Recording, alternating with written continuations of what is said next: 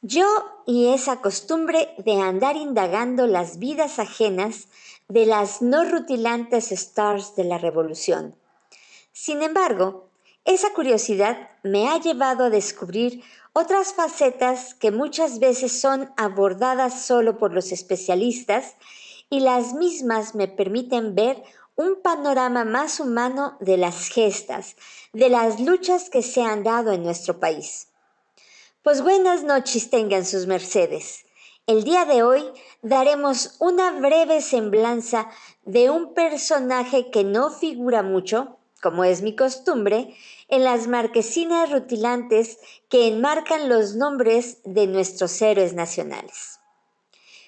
Y sin embargo, sin la labor denodada de estos, pues no hubiese sido posible que gozáramos actualmente de muchos privilegios de los cuales en este tiempo disfrutamos. Ello no implica que nos quedemos dormidos en nuestros laureles, porque la lucha se lleva a cabo todos los días. Y en honor a esos héroes del pasado que nos han dado patria, los invito a que sigamos velando por la libertad de nuestro terruño. Ay, como bien decía mi señor padre, estos tiempos hacen aflorar las emociones y pues creo que ya me pasé de cursi, así que mejor a lo que te truje, chencha. Pues hoy les platicaré un poco sobre el señor Eduardo Leonardo Francisco de Sales Guadalupe del Sagrado Corazón de Jesús ay Fortuño.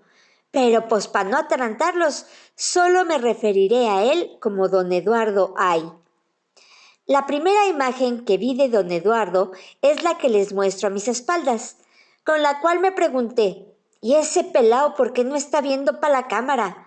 Y pues indagando un poco, fue que me enteré que perdió su ojo derecho en la batalla de Casas Grandes, Chihuahua.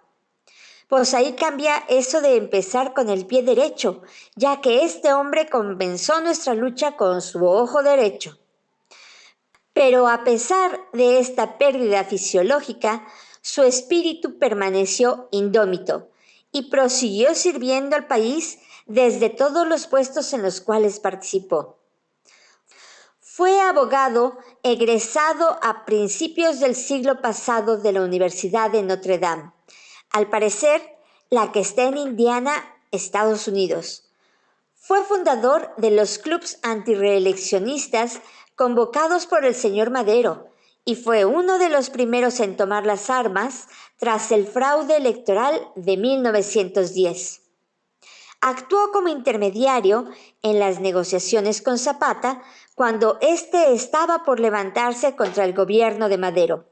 De hecho, fue nombrado gobernador de Morelos, pero no pudo ejercer el cargo debido a la cruel intervención de Victoriano Huerta, con la cual iba a calmar los ánimos de los sureños.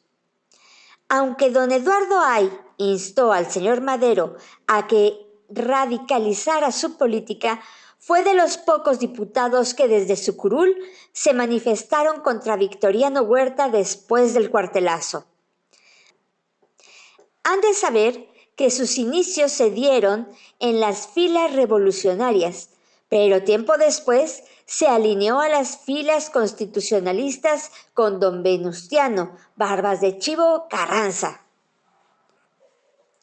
Durante el mandato de Carranza, por un periodo, fue secretario de Guerra y Marina y después subsecretario de Fomento. Me encontré algunas imágenes de él con el brazo maltrecho. En esta se parece al manco de Celaya. A partir de ello, continuó su carrera en el gobierno en diversas instituciones y como diplomático ante diversos países.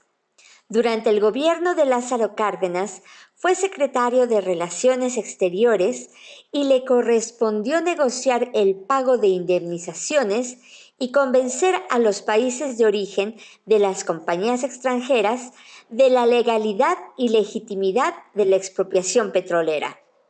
México protestó contra la invasión de Etiopía por parte de las tropas fascistas italianas y contra la intervención nazi en Austria y en Finlandia. En Viena encontramos un monumento que recuerda esta intervención y a la letra me remito. En marzo de 1938, México fue el único país que protestó oficialmente ante la Sociedad de Naciones por la violenta anexión de Austria a la Alemania Nacional Socialista. En 1936 concedió asilo al revolucionario ruso León Trotsky, apátrida que era rechazado por casi todos los países. Defendió el gobierno de la República Española y autorizó que se le vendieran armas.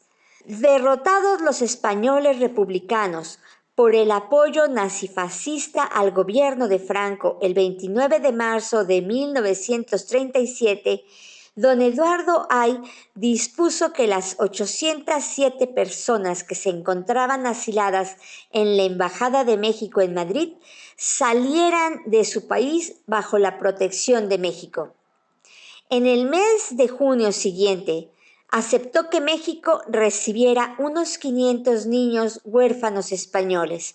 Estos niños se conocen como los niños de Morelia.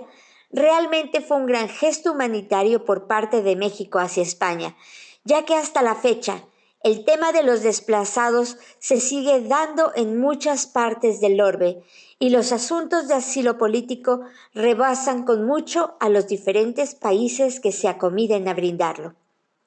Sin embargo, es un asunto de humanidad. Por ahí me enteré que en años recientes el Ateneo Español de México se encontraba en riesgo de cerrar por cuestiones financieras. El Ateneo Español de México es un centro de estudios con el mayor acervo documental relativo a los asuntos de la migración de españoles durante este periodo. Ahorita están de vacaciones, así que supongo que habrán librado ese mal momento, pero ya nos daremos una vuelta por ahí para conocerlo. ¿Ustedes ya lo conocen? El día de hoy queremos dar un merecido reconocimiento al trabajo que se hace tras bambalinas.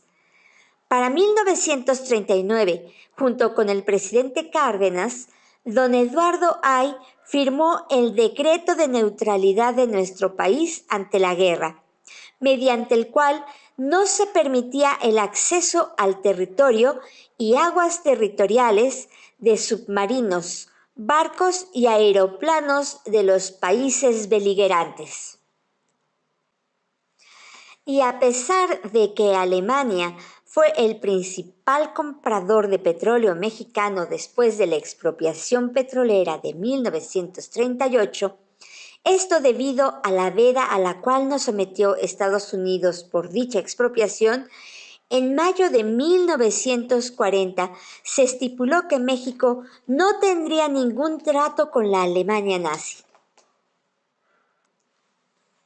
A pesar de que don Eduardo Ay tuvo que atravesar muchos obstáculos, tuvo el temple de enfrentarlos y fue congruente en sus pensamientos, palabras y acciones. Jugó en segunda línea, pero no por ello dejó de darle importancia a las decisiones que tomaba, ya que muchas de ellas influyeron en forma decisiva en la vida de miles de personas. Don Eduardo Ay murió un 27 de diciembre de 1941 en la Ciudad de México, poco antes de cumplir los 65 años. Pues eso es todo, my friends. Nos vemos la próxima semana.